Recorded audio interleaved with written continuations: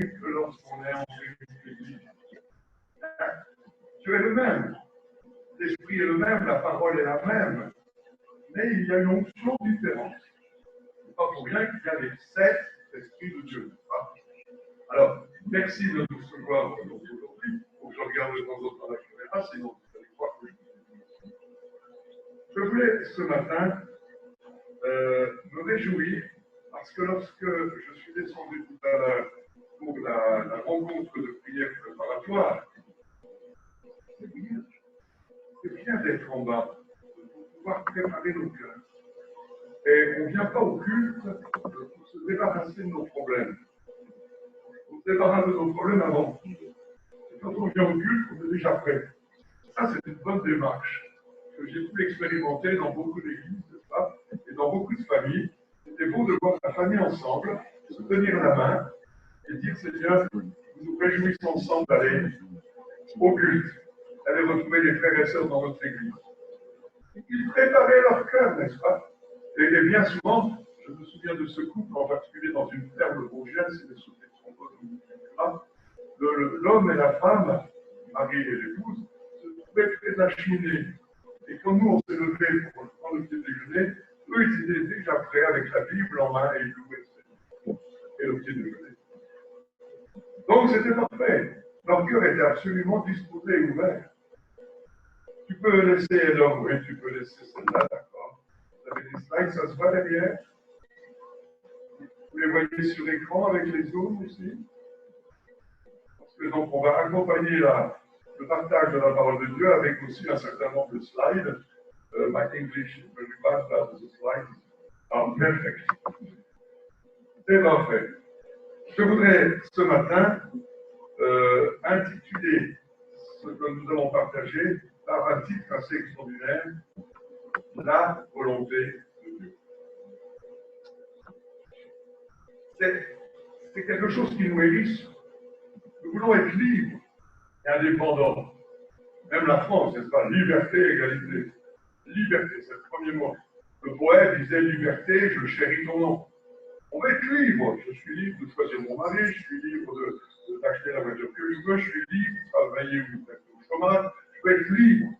Libre de croire ou de ne pas croire. Je ne supporte pas les contraintes.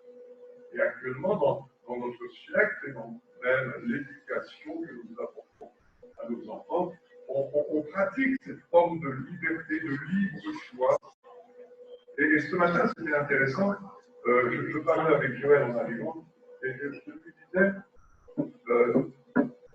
la première erreur, je me permets de faire de la politique, la première erreur, mais de la politique spirituelle, la première erreur que M. Trump a faite, bien qu'il soit chrétien,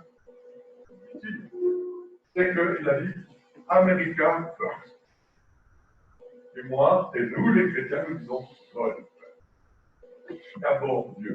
J'ai aimé l'intercession de notre sœur Brigitte ce matin. J'avais l'impression que c'est elle qui allait prêcher à ma place ce matin.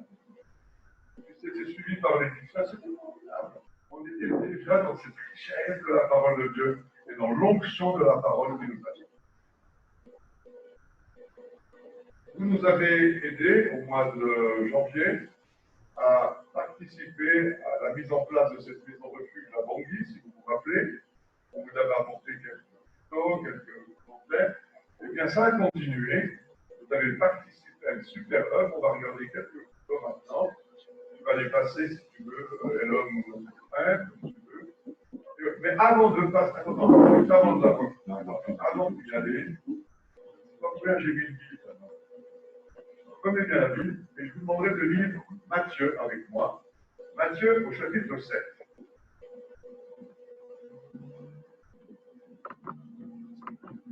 Et au verset 21.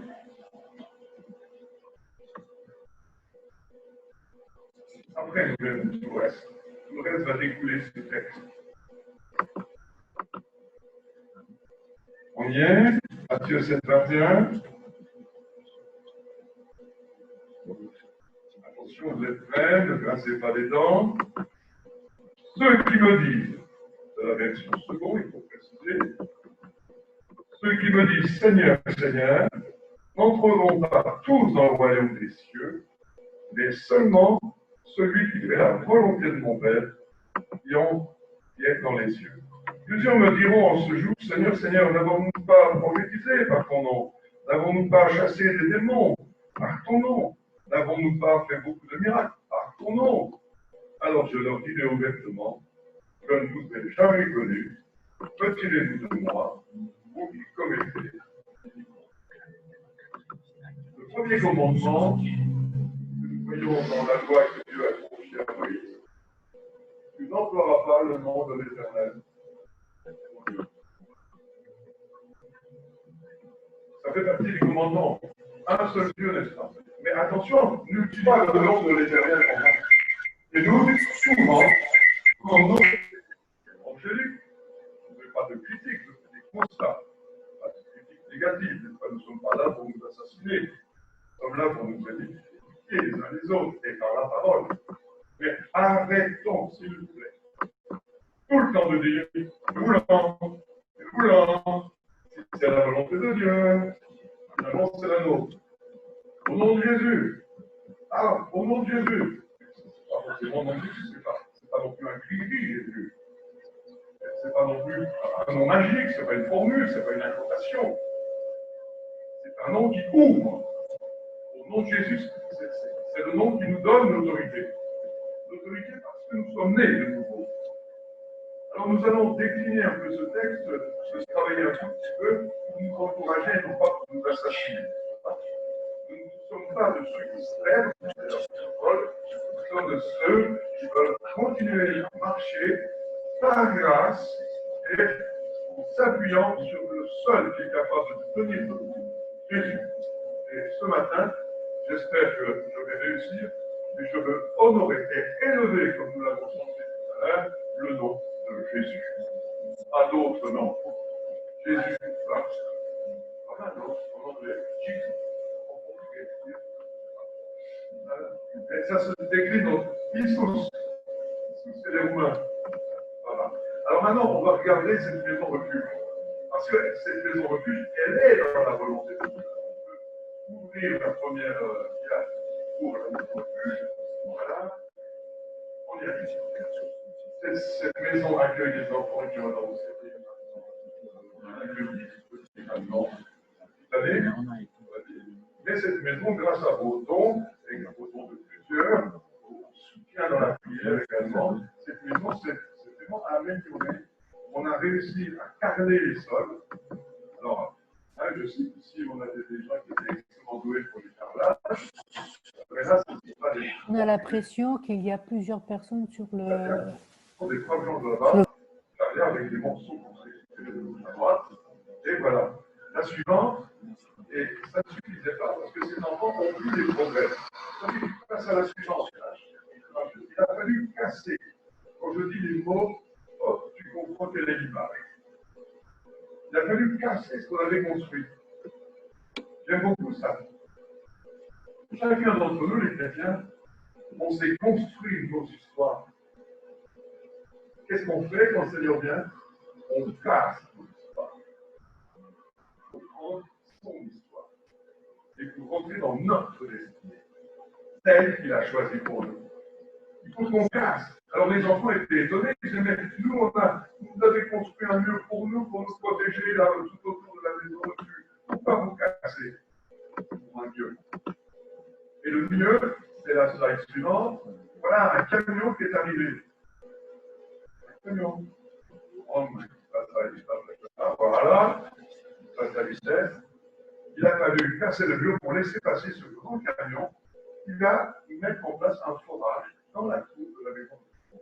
Un forage extraordinaire. L'eau va pas tout de suite. Un forage, et ce gros camion, eh bien, il va amener de l'eau. L'eau. C'est le symbole de l'eau. Est-ce que vous vous rappelez les enfants qui ont suivi les communiquants, et je veux honorer les communicants d'évangile dans le cadre de l'accueil des enfants. Bien, est-ce que vous vous rappelez d'un puits qui s'appelait le puits de Lachaille-Roy? Oui, ça ne le savent, n'est-ce pas? Ah, il suffit de demander à n'importe qui de ça, tout le monde sait. Le puits de Lachaille-Roy. C'est un puits qu'Abraham avait creusé. Et ce puits-là, ça veut dire le puits, celui qui me voit. C'est le puits que Dieu a permis de voir à Agar quand elle était dans le désert avec. Et pour que cet enfant ne meure pas, eh bien Dieu lui a ouvert les yeux sur le puits de la Chaïroth. Et ce puits de la Chaïroth, c'est le vivant qui me voit. Et pourtant, Agar était une Égyptienne. Et c'était une erreur d'Abraham, n'est-ce pas, d'avoir cru que la promesse de Dieu allait s'accomplir. Nous avons nos raisonnements. Nous avons notre manière de penser. Il faut casser. Malheureusement, quand on casse, parfois, ça peut faire des dégâts. Et puis des dégâts même dans notre propre décision personnelle, dans notre propre cursus personnel. Celui qui aimera son père et sa mère plus que moi n'est pas entré dans le règne de Dieu. Et pourtant, c'est écrit honore ton père et ta mère. Donc il nous faut une intelligence renouvelée dans tout ce domaine. Qu'est-ce qu'il faut casser et qu'est-ce qu'il faut consolider? Qu'est-ce qu'il faut construire? L'eau. Le puits de la Chaïroth. Rendez-vous compte, je vous disais que cette maison refuge à Bangui, en République centrafricaine, plus près encore? C'est bien alors. Vous auriez un peu de glace aussi alors. Hein? Ok. Alors non, je continue. Cette maison refuge construite dans le terrible quartier, qui est juste à côté du quartier PK5, qui est le quartier musulman le plus chaud, qui a malheureusement mis le feu aux poudres pour qu'il y ait une guerre civile depuis X années et surtout depuis 2013. Ça se calme un peu, mais ce n'est pas gagné, pas du tout. C'est un pays sous transfusion économique, sociale, militaire de tous les autres pays du monde. Donc, ce quartier s'appelle le quartier Fatima, parce que justement, Fatima, vous connaissez l'histoire de Fatima, la fille aimée de Mohamed, n'est-ce pas? Ça a été repris par les catholiques avec Notre-Dame de Fatima, avec les fameuses mains de Fatima, etc., etc. Et maintenant, parce que les habitants du quartier voient le travail de Dieu pour les enfants d'État, à côté d'une église qui était établie par notre frère Maurice Pellienne, avec qui nous travaillons depuis 10 années, c'est bien qu'il dit, il y a une bénédiction qu'on n'a jamais eue avec l'islam. Même si les salafistes actuellement font beaucoup de choses pour essayer de gagner par les œuvres sociales. Là, ils voient et appuient. Le puits ne sera pas seulement pour les enfants, il sera également pour les gens du quartier. Et ils ont cette conviction par l'esprit, ça a été notre prière que le Seigneur nous a communiqué, celui qui me voit. Et cela peut se traduire, celui qui peut voir. Et ça peut se traduire aussi par celui qui se révèle. C'est extraordinaire, n'est-ce pas? Donc, cette action, qui est une simple action sociale finalement, elle a une portée spirituelle. Cette eau, eh bien, ce puits s'appellera la Chaïroth. Et ce forage s'appelle la Chaïroth. Alors, vas-y pour les deux dernières, si tu veux maintenant, photo là-dessus. Eh bien, les enfants, une après l'autre, voilà, les enfants ont vu ce travail. Et regardez bien un forage, qu'est-ce que ça fait? Ça enlève ce qu'il y a dans les profondeurs de la terre qui empêche l'eau de jaillir. Bien souvent, dans nos cœurs, dans nos vies, qu'on soit jeune ou pas, il y a de la boue. On a été imprégné de plein de choses. Et avant d'arriver à la source profonde, à celle qui jaillit jusque dans la vie éternelle, il faut qu'il y ait une pression, que quelque chose se passe. Et c'est tout ça qu'ils sont en train de vivre. On en fait une parabole, on peut en faire une prédication complète, une histoire de 3 heures. Et lorsque l'eau finit par jaillir, alors c'est un cri. Tous les enfants pataugeaient dans la boue. C'était leur joie. Nous avons de l'eau, nous sommes avec l'eau. Et les chrétiens et les chrétiennes qui les entouraient disaient oui, jouez, jouez. Parce que cette boue, elle va maintenant disparaître. Et on va avoir de l'eau pure. Une eau extraordinaire. Vous avez participé à tout ça. Je vous en remercie au nom des enfants et au nom de tout ce quartier et au nom de ce frère, le responsable de l'œuvre des États-Unis à Congo et dans toute la Centrafrique. Et le deuxième ou le troisième pays les plus pauvres du monde. Merci. On continue, s'il te plaît, les photos. Et je voudrais, on va changer de pays, si tu veux. Changer de pays.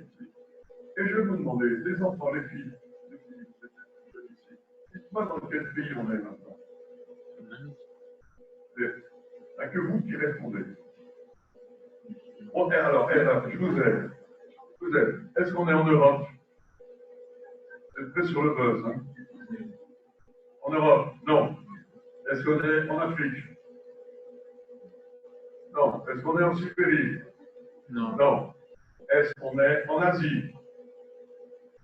Oui. Ah, ça commence par I maintenant.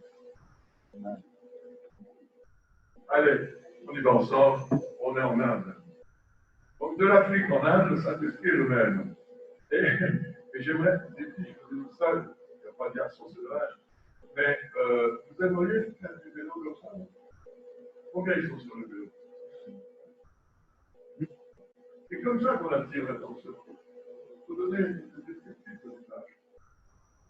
Extraordinaire. Fais ça ici au Luxembourg, tu vois ce qui va se passer. Alors, ces enfants vivent dans un pays qui est terrible, un pays qui ne connaît pas. Nous avons ce privilège ce matin de le célébrer. Alors, regardez voir la photo suivante. Dans ce pays d'Inde, il y a un homme. En 1948, il a été assassiné à Delhi. Maintenant, la capitale de l'Inde, c'est New Delhi. Et cet homme, Gandhi, il est venu faire ses études en Angleterre avant de devenir principal président comme ça, de la nouvelle Inde, après les Indes. Et comme c'était avant les colonies britanniques, il a été faire ses études d'avocat en Grande-Bretagne. Et il lui-même était de culture hindouiste. Alors, je ne sais pas si vous connaissez tout l'hindouisme.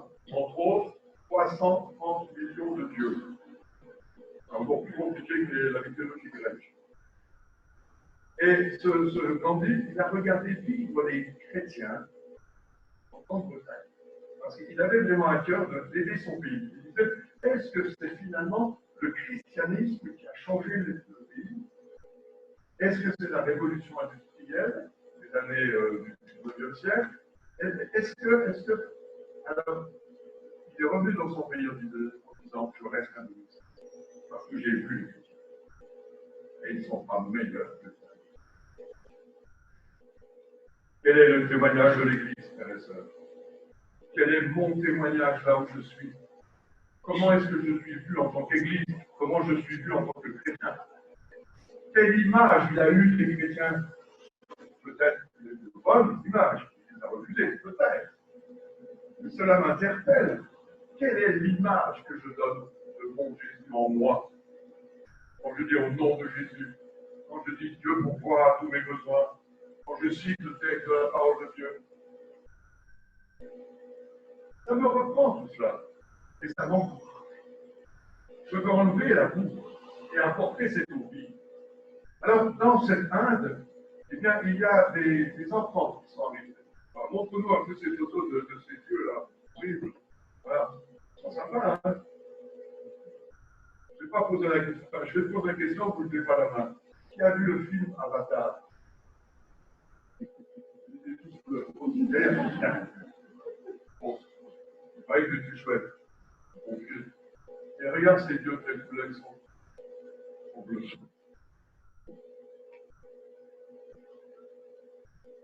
Le bleu a une signification extraordinaire dans le domaine spirituel. Mais ce n'est pas pour rien qu'ils ont mis ça. Et puis c'est des visages absolument horribles. Et puis la flamme bras. Ça c'est normal, c'est l'image de la flamme qui fait quoi à la maison. C'est cette déesse Shiva, n'est-ce pas? Et ils ont tous leur Dieu. Les enfants sont imprégnés de cette culture. Et nous-mêmes, nous sommes imprégnés de la culture, soit africaine, soit occidentale, soit luxembourgeoise, soit française. Nous sommes tous imprégnés avant même notre naissance. Par le cordon ombilical, par le sang que notre mère nous a communiqué, par l'esprit de famille dans certains pays, qui est là. Nous sommes porteurs de la génération suivante et nous devons transmettre les valeurs de la génération précédente. Moi, je ne veux pas. Et ces enfants, un homme qui s'appelle Ernest Thomas de Paglia, avec qui nous avons travaillé en Inde également, qui a fait une a accueilli des enfants. Montre-nous ces enfants, s'il te plaît. Voilà. Il a accueilli des enfants en l'espace de plusieurs décennies, 30 ans. Il a accueilli 16 000 enfants dans des maisons. Vous les extraire de cette culture. Pour enlever la boue de cette culture qui est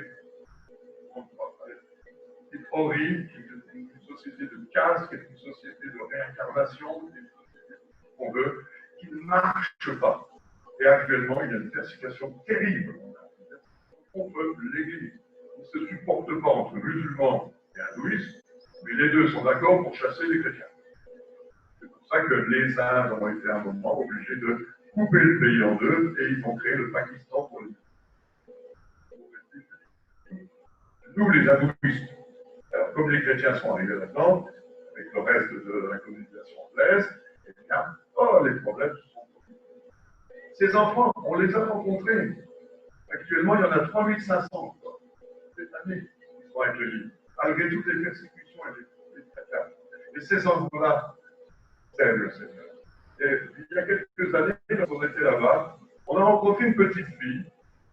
On va voir si nos frères ont vu la slide suivante. Voilà. Elle s'appelle Malika. Je n'oublierai jamais cette époque. En 1998. Maintenant, elle a grandi. Je ne sais pas où elle en est, je n'ai pas de nouvelles. Et voilà cette petite fille. Environ 11 ans. 12 ans.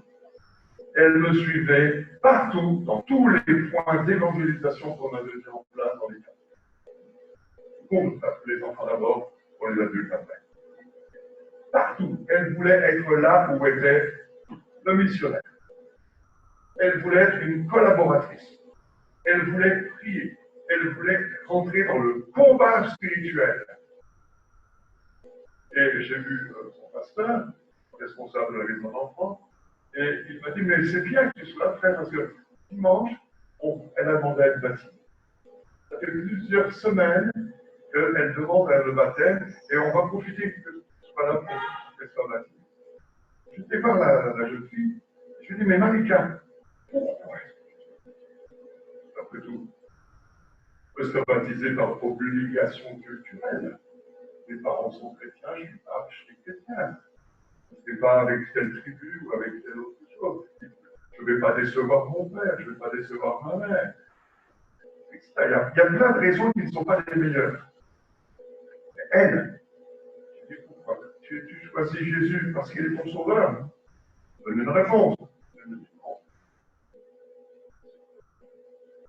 Elle m'a dit, mais non, frère Alain. Mais non. Je veux suivre Jésus parce qu'il est mon Seigneur. Vous sentez la différence? Combien de chrétiens dans nos églises et dans le monde entier sont des chrétiens que j'appelle moi des chrétiens de salut? Ils se sont arrêtés au salut. Mais où est la volonté de Dieu? Où est la mise en place de ce salut? Je me parle à moi-même avant de parler aux autres. Cette demoiselle, elle m'a donné cette leçon première. Il est mon Seigneur. Ça veut dire que je vais plier ma volonté à la sienne.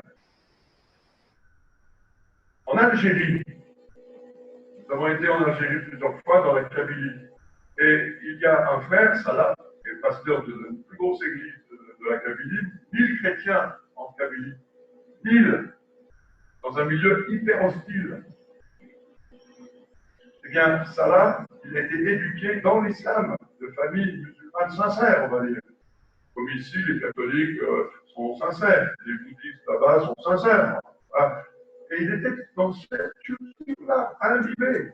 Et il a découvert Jésus. Et il a donné sa vie à Jésus. Il a accepté la croix de Jésus. Il fallait que ça aille plus loin. Il fallait que Jésus devienne son. Il accomplisse la volonté. Et il est devenu pasteur. Et il nous raconte que ça arrive souvent malheureusement, des versets coraniques lui reviennent en mémoire. Enseigne l'enfant la voie qu'il doit suivre. Quand il sera vieux, il le sera. C'est vrai pour toutes les cultures.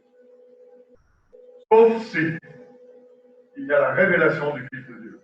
Sauf s'il y a la décision que Jésus ne soit pas seulement mon sauveur pour l'éternité, mais qu'il soit mon Seigneur déjà sur la terre. Ça, c'est le geste de Scott. Hein? Amen. Amen. Vous remarquez comment étaient les oreilles de Scott. Hein? Si tu m'entends, Scott. C'est important d'être dans cette nouvelle culture chrétienne, cette culture de l'esprit, cette culture de la parole. Gloire à Dieu, nous y sommes. Nous voulions être davantage. Et il me disait, Alain, il y a des versets coraniques qui me reviennent. Chaque fois que des versets coraniques qu'on m'a injecté de force, la menace parfois, eh bien, chaque fois qu'il y a un verset qui vient, immédiatement, on met 10 de la Bible. Pour effacer, pour écraser cette fausse vérité. J'ai entendu dans les pays, pas sûr. Nous devons prêcher la vérité. Et la volonté. Merci de continuer. Oui, non, tu peux remettre la Bible.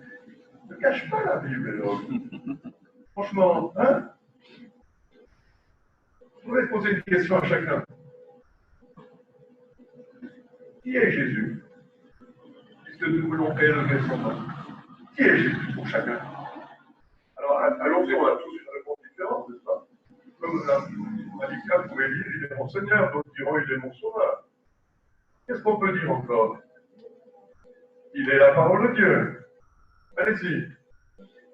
Il est le chemin, il est la vie, il est Dieu.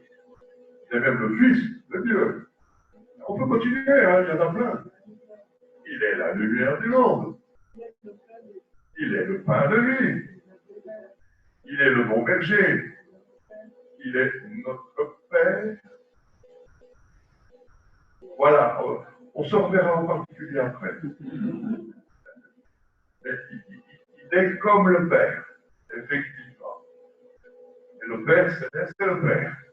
Et Jésus se révèle autrement que le Père. C'est lui qui nous amène à la révélation du Père. C'est l'œuvre. Et l'œuvre du Saint-Esprit, c'est de nous amener à la révélation du Fils. Il y a un attribut qui n'est pas sorti. Mets-le-nous sur la photo suivante, alors. Ah, vous auriez pu le dire, vous l'aviez vu, hein. Il est la porte. Jésus dit, je suis la porte, si quelqu'un entre par moi, il sera sauvé, il sera sauvé. Jésus dit, je suis la porte, si quelqu'un entre par moi, il sera sauvé, il sera sauvé. Cette porte, je l'ai choisie au milieu de plein de portes que j'ai trouvées sur le net. Et elle m'intéresse parce qu'elle est bleue, elle est ouverte. Elle m'a rappelé la porte de l'arche de Noé. Là encore, la porte, elle a été ouverte jusqu'au moment où le doigt de Dieu. Cette porte-là, c'est aussi la porte que nous avons dans l'Apocalypse. Jésus, qu'est-ce qu'il fait? Il frappe à la porte. Quelqu'un entend ma voix, ouvre la porte, j'entrerai chez lui. Souffrez avec lui. Et lui, avec lui. Ce simple verset nous permettait également un développement fantastique. C'est que notre porte, elle est ouverte. Jésus peut frapper à une porte ouverte. Il peut frapper aussi à une porte fermée. Moi, avant de connaître Jésus, j'étais un philosophe, j'étais quelqu'un des arts martiaux, j'étais quelqu'un de l'art. Pas du lard, hein, de l'art.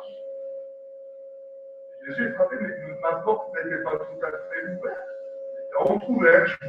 J'étais quelqu'un de. Je savais qu'il y avait un Dieu quelque part là-haut, le Dieu créateur. rencontré ce Et lorsqu'il est venu frapper à ma porte, je l'ai ouvert. Une porte, frère. Une porte, des sœurs.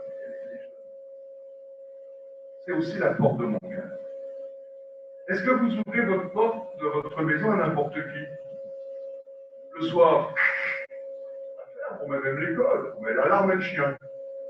On a peur des voleurs et des brigands. Parce que les brigands et les voleurs, ils passent pas par la porte. Jean, chapitre 10. Le bon berger, lui, il rentre par la porte. Les brigands et les voleurs passent par la fenêtre. Alors, on protège nos portes, mais on ne protège pas nos fenêtres. Votre maison intérieure, même si vous avez fermé la porte à clé de toutes les influences, vos fenêtres sont-elles ouvertes? Fenêtres sur le monde, les tentations, à travers les films, à travers le qu'en dira-t-on. Je veux être comme, je veux avoir une voiture, une maison comme, je veux être homme supérieur, je veux une promotion sociale. Qu'est-ce qui va m'amener à grandir? Je le mets bien ce matin encore dans l'intercession. Tout ce que je fais, c'est God first. Je veux une promotion, c'est pas pour avoir une promotion, c'est pour que Dieu montre sa gloire et que je puisse témoigner de sa gloire. On inverse les valeurs parce qu'il est la porte et qu'il veut passer par ma porte. Vous remarquez qu'avec le Covid-19, les médias fabriquent en nous une option. Alors c'est bien beau. Et je dis amen à la prière. Seigneur, c'est toi qui nous couvres, c'est toi qui nous protèges. Tout ça c'est vrai. Mais j'ai entendu autant de bêtises évangéliques que de peur du monde. On proclame des textes bibliques, il n'y a pas d'effet.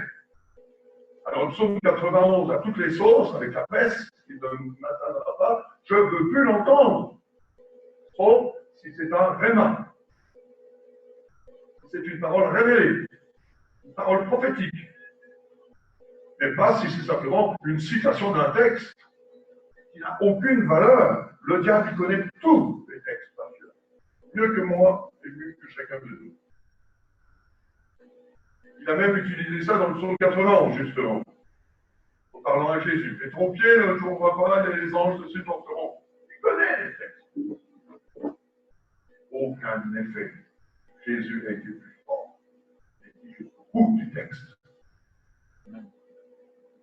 Le diable, nos pensées, nos influences peuvent également tromper la puissance de l'esprit pour nous. Par la parole.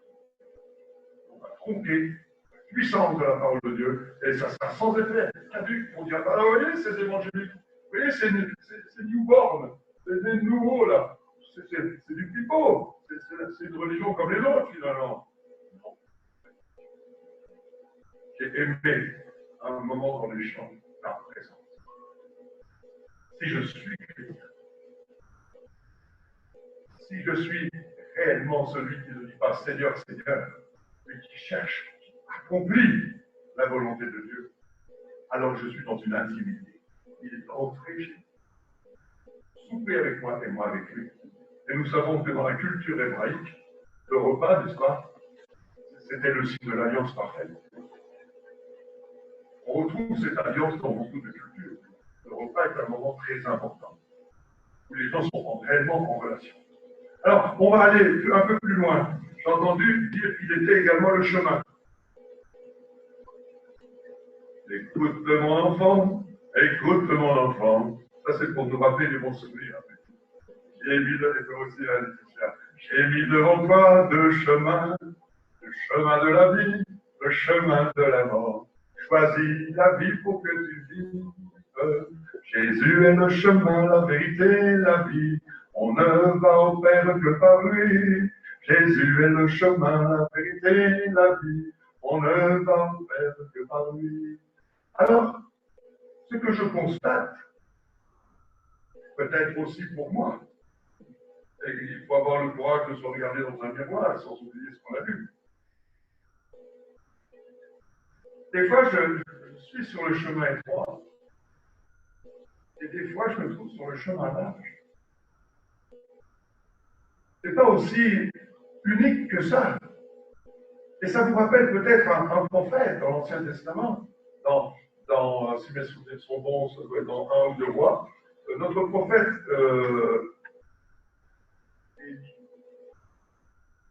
avec Jézabel et Akab, n'est-ce pas? Rappelez-vous, notre ami prophète Élie dit au roi Akab, fais venir tout le monde au mont Carmel et nous verrons qui est Dieu. Est-ce que ce sont les Baals avec les 450 prophètes de Baal ou est-ce que c'est l'unique Dieu, le Dieu créateur du ciel et de la terre, le Dieu d'Israël? Parce que c'est la fameuse Jézabel, n'appelez pas d'autres fois vos enfants Jézabel, c'est un nom lourd à porter parfois. Elle venait des Sidoniens avec justement cette fausse croyance pour ces dieux et Akab, le faible, à Samarie, en Israël, il a fait rentrer les Baals dans le Dieu. Alors arrêtons, c'est déjà du sacrétisme. Hein. Tout le monde va louer le Créateur, l'islam, l'hébreu, les bouddhistes, ce que vous voulez. Non, c'est pas possible. Donc, il a fait venir le sacrifice, il a fait venir les prophètes, vous vous rappelez de tout ça? Ouais. Et puis à un certain moment, les prophètes ont toute la journée ou toute la matinée, ils ont dansé jusqu'à se clarifier. Et puis, il dit maintenant à moi. Je regarde ce qui se passe. Alors, et le feu est descendu. Ce n'était pas du pipeau. Sa convocation était suivie des faits. Et il a dit cette parole terrible que l'on peut dire aujourd'hui au peuple de Dieu, à ceux qui ont été sauvés par grâce et qui marchent tantôt d'un côté, tantôt de l'autre. Arrêtez de clocher des deux pieds. Un avertissement que le Seigneur nous adresse ce matin d'une manière particulière. Si ton cœur est ouvert, si ta porte est ouverte, alors écoute, arrête de clocher des deux pieds.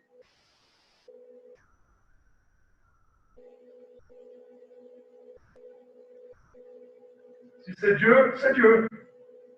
Si c'est le monde, c'est le monde. Mais tu ne peux pas être au milieu des deux. Sinon, tu vas faire le grand écart et attention à ton pantalon. Tu vas te déchirer, tu ne peux pas. Même le juste Lot, qui avait choisi la mauvaise part, Abraham avait regardé au loin, et Lot, il avait regardé en bas le monde. Que ses troupeaux puissent avoir le bon lait, la bonne herbe, qui produit justement de bonnes choses. Il a vu le péché de Sodome et Gomorrhe. Et la Bible nous dit, ce juste tourmentait continuellement en voyant la déchéance. Il devait regretter amèrement son choix. Il ferait mieux fait de faire comme tonton Abraham. Mais il n'a pas eu le courage de sortir de là. La grâce de Dieu a envoyé Abraham pour aller le délivrer. Et regardez ces deux filles, et le massacre après. Et les Moabites et les Ammonites. Tout se tient dans la parole de Dieu. On avait Matthieu 7, et nous voilà maintenant avec Lot. Et puis, si nous allons plus loin, nous avons Élie, avec justement les deux chemins. Mon frère, ma soeur, jeune garçon, reste. C'est dur. Tu te fais moquer par les copains parce que tu vas pas flirter, parce que tu es contre l'homosexualité, parce que tu ne veux pas tricher pour les examens, parce que tu ne veux pas être comme ceci, comme cela en boîte, parce que tu ne veux pas t'habiller, parce que c'est la mode, les filles avec les machins qui remontent en dessous de la poitrine. C'est pas pudique. Mais la Bible dit.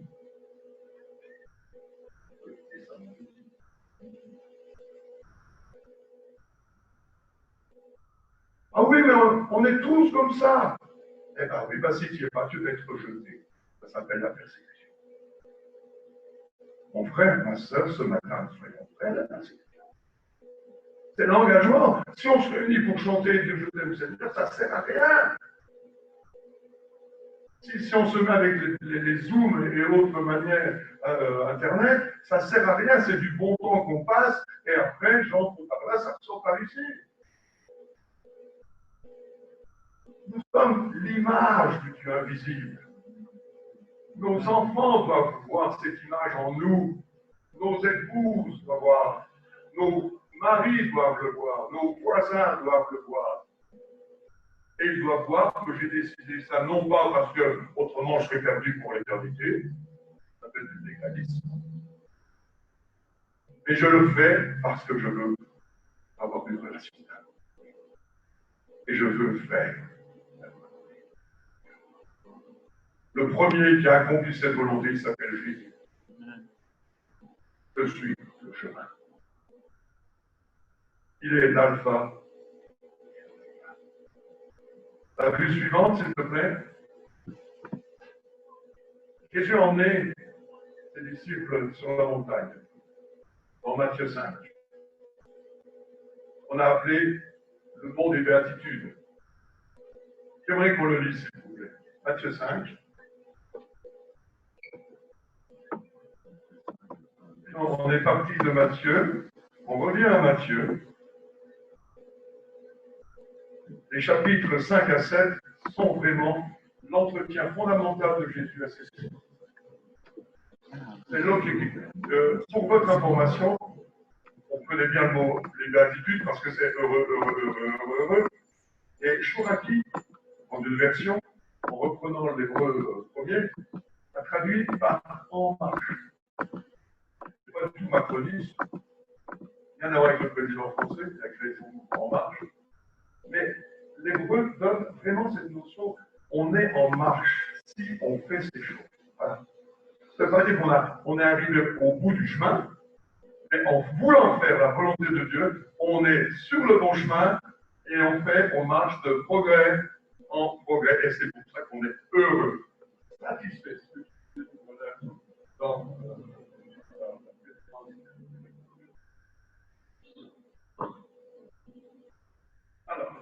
je me permets de le lire, plutôt dans la traduction, on ne va pas tout lire non plus, on va juste prendre les premiers.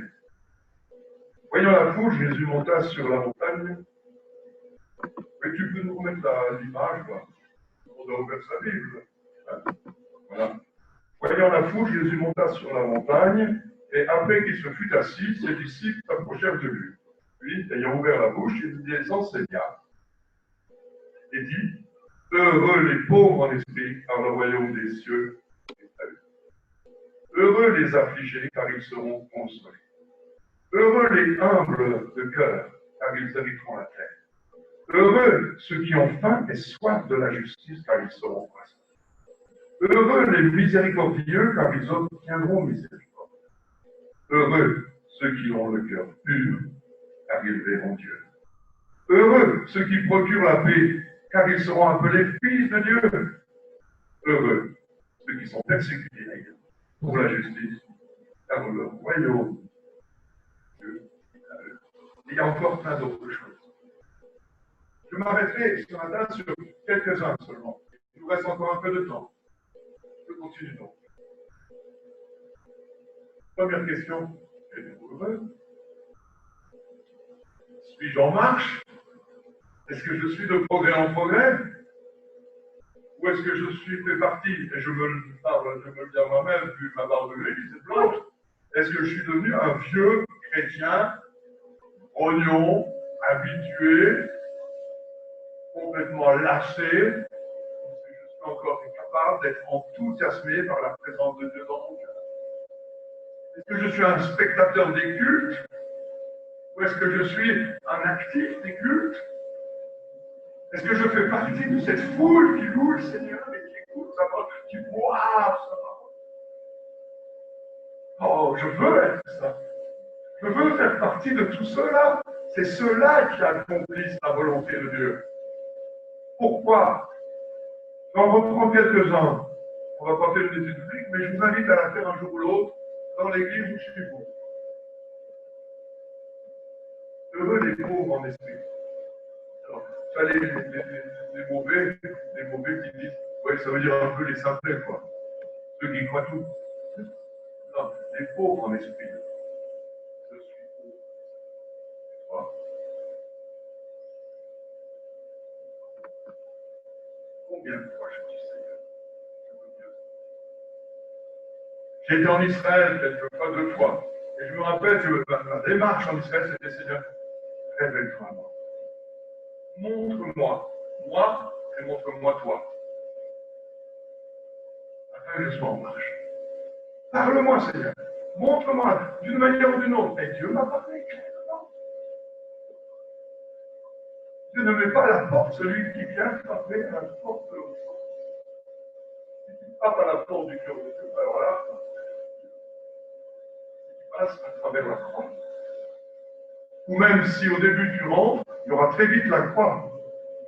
Un peu comme dans le voyage du pèlerin, n'est-ce pas? Très vite, il était parti en chemin, et il a fallu qu'il passe par la croix pour enlever son fardeau. Je suis trop comme ça. J'ai besoin de cette intelligence. J'ai besoin d'une intelligence. J'ai besoin d'une intelligence renouvelée pour être en relation avec ma femme, avec mon mari, avec mes voisins, avec mes collègues, avec mes enfants. J'ai besoin de ne pas suivre les pédagogies de ce monde qui sont parfois bonnes et souvent bonnes, le mode éducatif. J'ai besoin de ton intelligence. Tu m'as donné des conseils, Seigneur, dans les proverbes d'éducation. Tu m'as donné des exemples de la vie de chrétiens, de croyants du temps de l'Ancien Testament, où il y a eu des problèmes dans leur famille. Et tu peux me montrer les sources de leurs problèmes. Aide-moi, Seigneur, à bien comprendre où était l'erreur, pour que moi, je ne la conduise pas, que je la mette en pratique, malheureusement, dans mon couple, dans ma famille, dans mon coin. J'ai besoin de ton esprit. C'est pauvre. Je suis riche des pauvres. Je suis riche du salut. Je suis pauvre mon esprit parce que j'en veux toujours plus. C'est Francine qui a entendu, je crois, ça s'appelle moi une émission sur l'ICS, et on demandait au baron de Rothschild, mais vous êtes riche, qu'est-ce qui vous manque? Je voudrais être encore un peu plus riche. Alors, ce qui est vrai peut-être pour ceux qui ont appelé Cupide, c'est encore plus vrai pour nous. Je vais être encore plus riche. Je vais être encore plus riche de ton esprit. Quand on va partir de cette salle, que ces points de béatitude soient en nous pour nous dire, Seigneur, tu nous remets sur le chemin. Si j'avais été trop sur le mauvais chemin, le grand, celui qui est formidable, avec une carrière qui s'ouvre à moi, on m'en peut me faire arriver. C'est pas en modèle, hein, vrai. Moi, je n'ai pas les sous, c'est gens qui payent les fleurs. Alors, merci, tu pourvois tous nos besoins. Ça, c'est.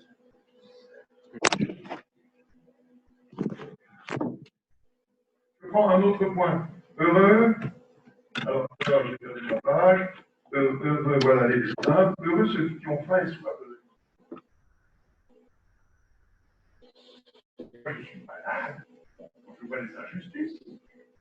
Quand on a vu ce policier, pour ne pas l'attaquer trop, mais ce policier mettre le genou pour étouffer le gars qui l'a arrêté, même s'il a eu des problèmes c'est une injustice flagrante. Que ça se passe dans le feu de l'action, je veux bien. Là, c'est calme, tranquille. Il sait bien ce qu'il va faire, ce policier. Je peux lui pardonner s'il demande pardon. Je ne supporte plus, moi, ça. Quand je vois des enfants qui mendient en Inde, en France, n'importe où, c'est injustice. Des enfants, je les cite pour que le sache, des enfants qui sont en Roumanie, à la naissance, les os sont complètement mous, hein, on leur bande le bras dans le dos pour que le bras soit atrophié. Dès la naissance. Puis ensuite, on les amène pour faire la manche. Au nom de Dieu, par amour pour Jésus. Ça, ce sont des gens qui ça me révolte. Et heureusement, nous savons, nous chrétiens, qu'il y aura un moment de jugement pour tout cela. Le jugement de la fin, ça me fait pas peur pour moi, ça me fait presque plaisir pour les mauvais. Enfin, la justice humaine ne peut rien faire, mais la justice céleste, la justice divine, arrivera. Qui est Jésus pour vous? Il il est le gentil Jésus. On a entendu un jeune homme, il y a peu de temps, dire, mais moi, pour moi, Jésus, je ne crois pas en Jésus. Ah, j'ai été dans une église, on m'a appris un peu qui est Jésus quand j'étais enfant. Mais Jésus, l'image que j'ai de Jésus, c'est un gentil Jésus. Un Jésus qui guérit des malades, un Jésus qui donne à manger, un Jésus il est aussi celui qui va établir la justice. Il est le maître du tribunal. Et nous y serons associés. Il faut avoir cette vision d'un Jésus qui n'est pas seulement le gentil qui était soumis à ses parents venant de Jérusalem. Il était celui qui disait à sa mère, mais femme, qu'y a-t-il entre toi et moi? Parce qu'il savait où était sa destinée, il ne voulait pas se faire piéger par la coutume familiale, même si elle pouvait être bonne. Vous me suivez? Vous avez le droit de partir si vous n'êtes pas d'accord. Mais je crois qu'on a besoin d'entendre et de réentendre ces choses. Est-ce que vous supportez des films à la télé où la violence s'étale, où l'homosexualité s'étale, des feuilletons, on voit les filles s'embrasser en pleine bouche, les garçons s'embrasser en pleine bouche. On nous sonne. Et si ton fils est homosexuel, et si ta fille est lesbienne, eh bien, tu vas dire, ah oui, c'est sur sa vie qu'elle soit heureuse. Et moi, je lis dans l'Ancien Testament des choses tout à fait contraires. Donc, je vais prier, je vais pleurer pour le Seigneur. Je ne supporte pas qu'on me façonne, qu'on me détourne de la parole de Dieu et de la vérité. J'ai faim et soif de justice. Alors l'histoire de Traoré avec la belle fille avec sa belle coiffure à l'afro, là, tout ça c'est du pipeau. C'est simplement du mouvement. Mais ce n'est pas la justice de Dieu. Moi je veux une véritable justice. J'ai faim et soif de cette justice. Alors si j'ai faim et soif de cette justice, je passe par la croix. Parce que la justice, elle s'est mise là en place. Dieu a usé de patience jusqu'à la croix. Et à la croix, alors la justice est mise en place. Il a été juste. Je suis justifié parce qu'il a porté mon péché. C'est le seul endroit du chemin par lequel je puisse entrer. Si tu n'es pas passé par la croix, si tu ne repasses pas systématiquement par la croix, tu vas te faire prendre avec tes propres gentils. Ah oui, il faut être humaniste, il faut comprendre les uns, il faut comprendre les autres. Il faut comprendre ceux qui sont obligés de courber le front à la coutume, qui sont obligés de donner, je pense à vous, de donner au moment du mariage, de donner plein de choses, des chaussures 45 en recobine, 3 télévisions, dans le cadeau de mariage. Non, non, passons outre. Dans le respect toujours, mais passons outre. Je prendrai un dernier point pour ne pas être trop long, j'en avais prévu plusieurs. Heureux ceux qui procurent la paix. Je ne suis pas venu apporter la paix, mais l'épée. Un père mettra son fils à la mort, et un fils mettra son père à la mort. Ah, j'amènerai la division dans la famille. Et nous, pour ne pas avoir de problème dans la famille, on s'écrase. On laisse les autres prendre le pas sur nous. Non, pas d'accord. Quand je suis chez moi, c'est chez moi. Et chez moi, c'est la parole de Dieu. Si tu veux allumer un film d'horreur dans ma maison, c'est non. Dernièrement, j'étais avec un de nos petits-fils en train d'acheter quelque chose dans un magasin de sport et il a vu un super maillot avec plein de choses imprimées et très discrètement, il y avait une tête de mort. Et discret, hein? Et il m'a dit, oh, mais grand-père, ça me plaît. Je dis, non, désolé. En plus, c'est moi qui payais. Donc, je ne peux pas choisir. Mais grand-père, moi, j'ai vu immédiatement, Dieu me donne à moi. Ça ne se voyait pas, c'était tellement discret ce truc-là. Il me dit, grand-père, ça ne se voit pas. Puis moi, je m'en fiche. Je suis avec Jésus, il me dit. Je n'ai pas. Mais j'ai dit, mais Dieu n'est pas le Dieu de la croix. Il est le Dieu de la vie. Alors, mon garçon, tu choisis un autre t-shirt. Allez, grand-père. Non. Oh, mais Alain, tu exagères, c'était quoi ça? C'est pas grave. Jusqu'au détail. Jusqu'au détail. nous avons à affirmer. Procurer la paix, c'est montrer le chemin de Jésus. Dans notre famille d'abord, dans nos milieux sociaux.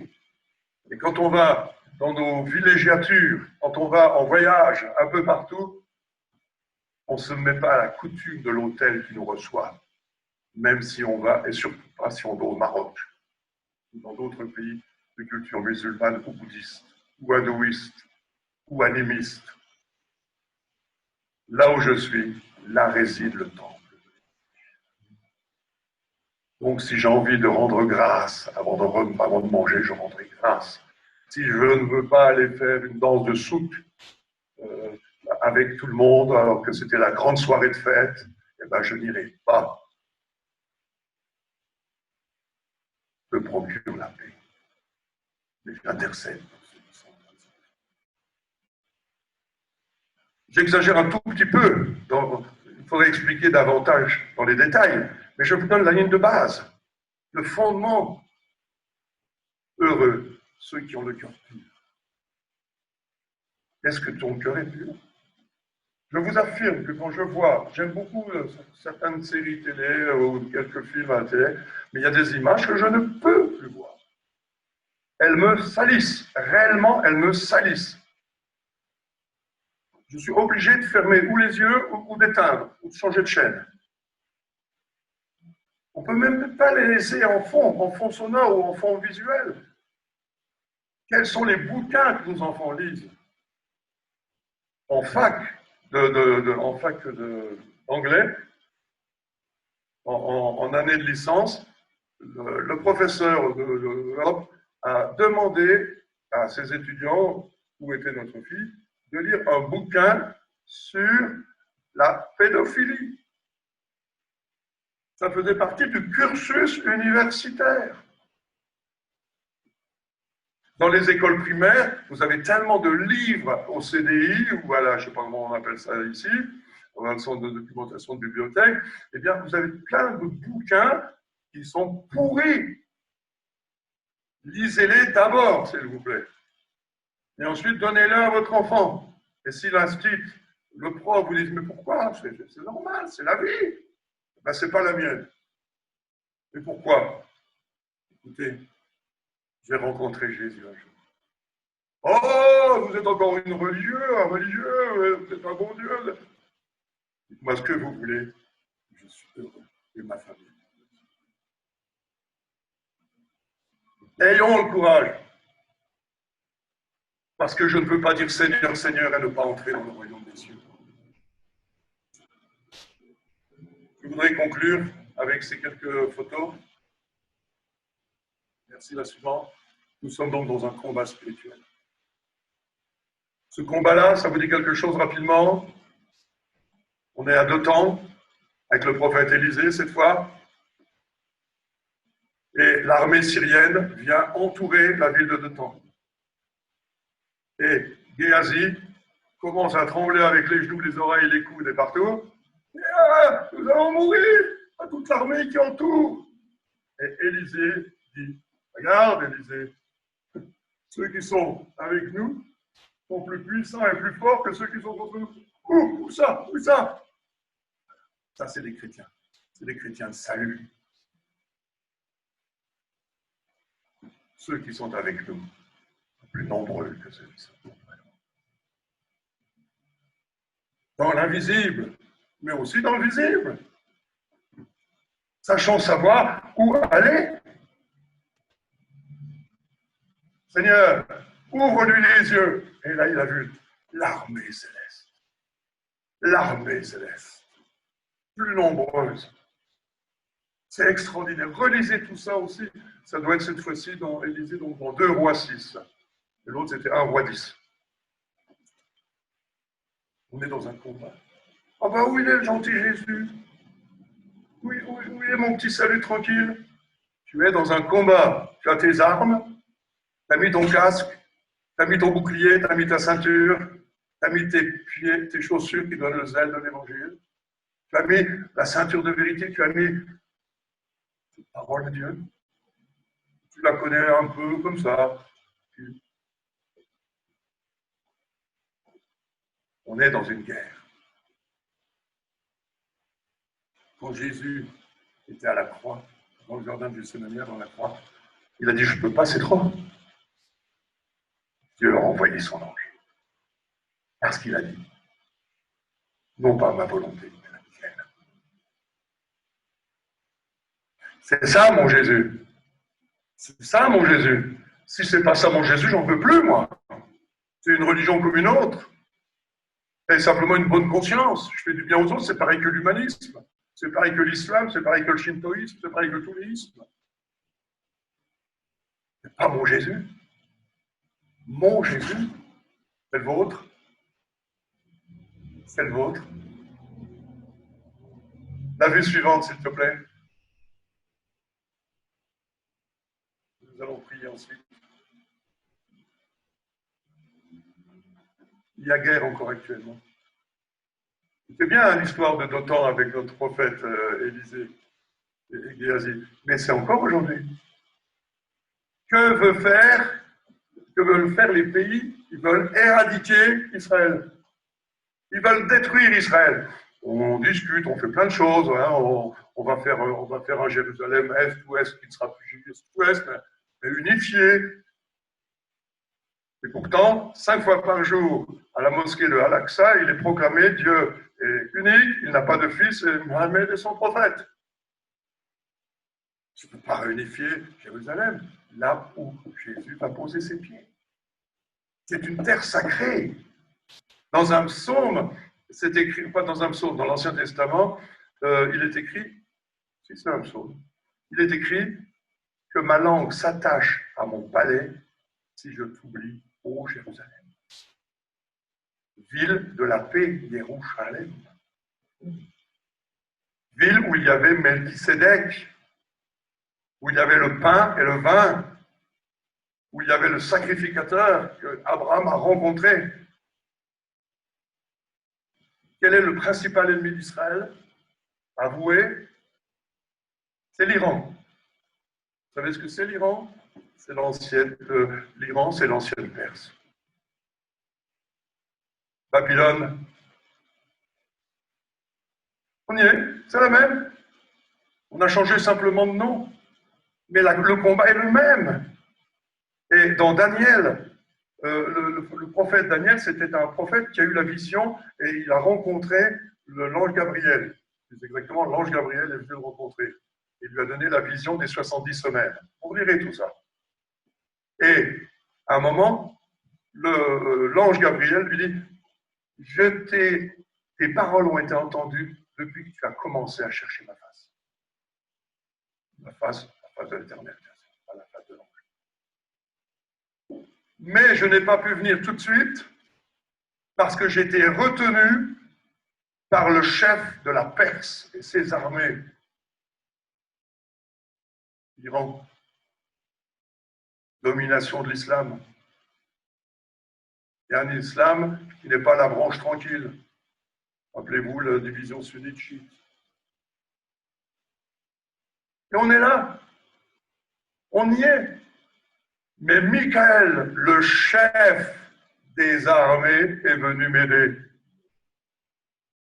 Et comment vous appelez Dieu? Dans l'Ancien Testament, on le trouve à plusieurs raisons.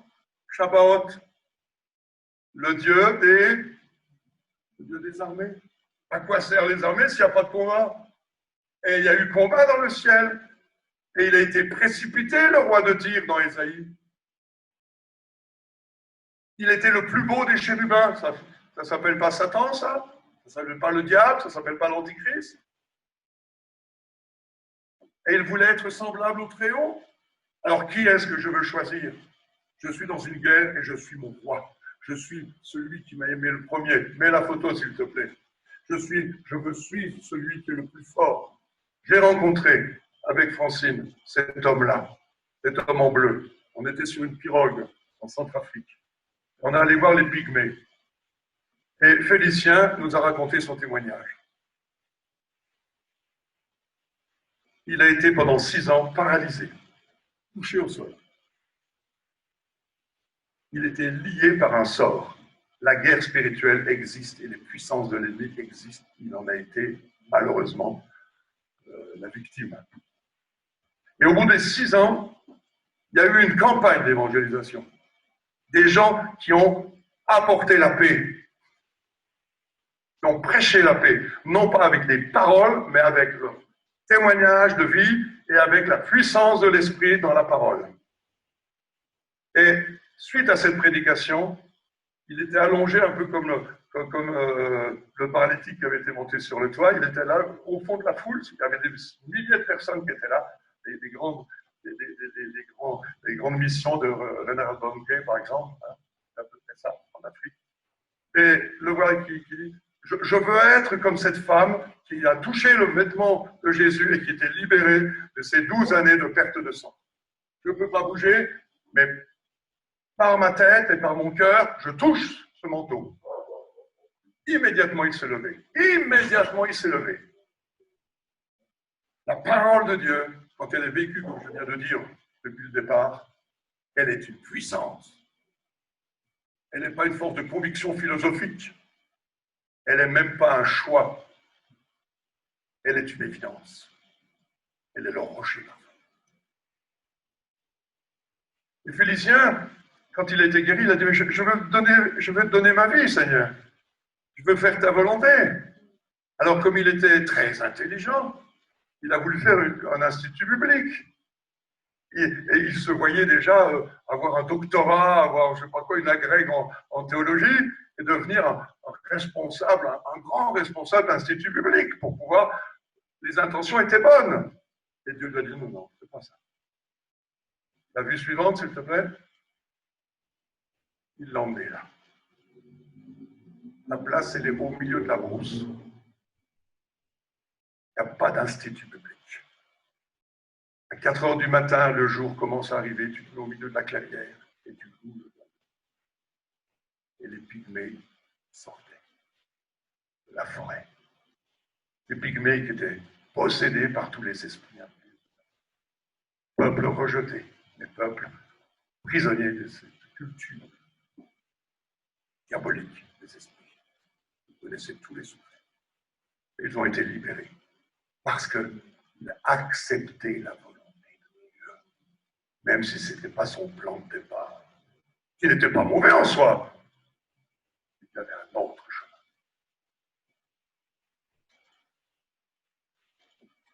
Juste avant de prier, frère, en toute dernière, j'espère. Bon, alors vas-y, passe. C'est bon.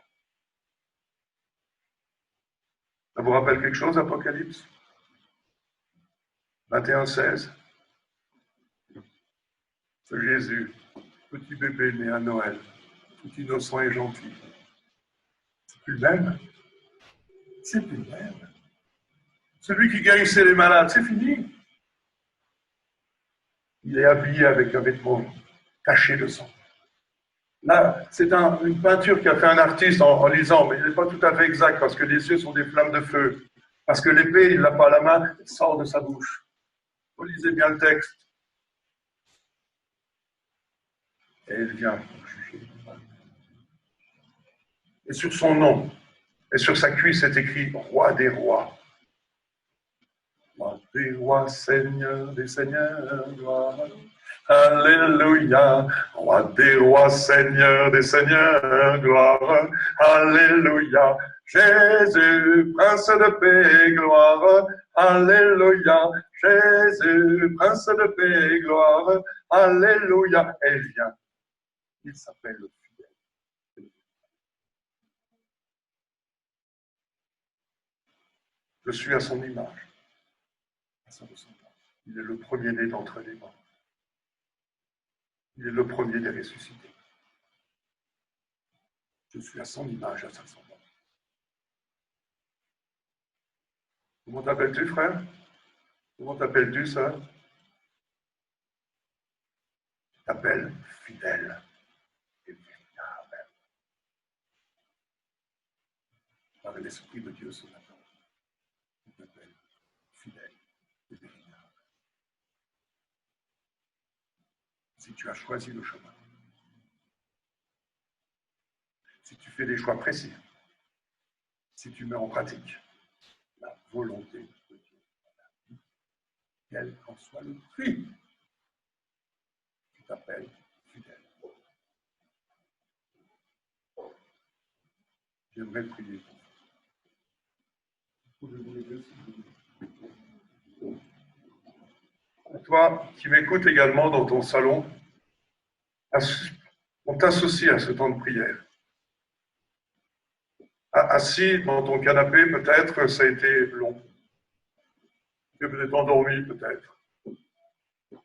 Et voilà ce que l'Esprit te dit ce matin. Arrête de clocher des deux côtés.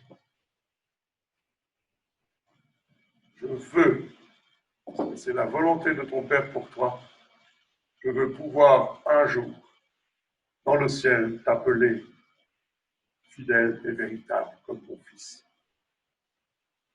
Parce que tu as manifesté la gloire de mon fils dans ta vie.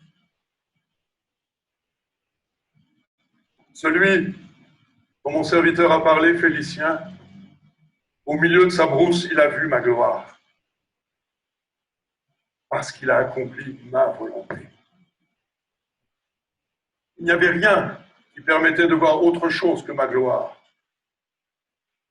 Je veux me révéler à toi davantage, jour après jour. Cherche-moi, frappe. Je veux t'appeler fidèle et véritable. Tu es en guerre, mais par la force de l'esprit en toi, tu es vainqueur en toutes choses. Ne cherche pas d'excuses dans ta vie. Tu es vainqueur en toutes choses, à chaque instant. Car le fidèle et le véritable, il n'est pas sorti pour seulement faire la guerre. Il est sorti pour vaincre. Tu as été sauvé pour vaincre, mon garçon. Tu as été sauvé pour vaincre, ma fille, te dit l'Éternel. Je te bénis, Père, ce matin. Je te bénis pour la puissance et la richesse de ta parole. Seigneur, que rien, qu'aucune puissance de l'air, Satan a été jeté, ne puisse entraver notre rôle de témoin véritable. Je te bénis, Seigneur, pour Marisa, en particulier ce matin, qui est sur mon cœur depuis des jours et des jours. Je te bénis, Seigneur, parce que c'est une bouche qui s'ouvre pour crier, pour annoncer en criant ta vérité aux enfants. Seigneur, que cette bouche puisse fonctionner normalement et que rien ne l'arrête.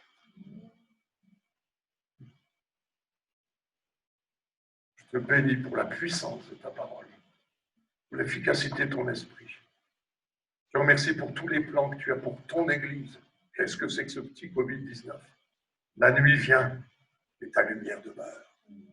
La puissance demeure. Ta présence s'accentue auprès de tes enfants. Je te bénis, Seigneur. Amen. Amen. Je vais reprendre place.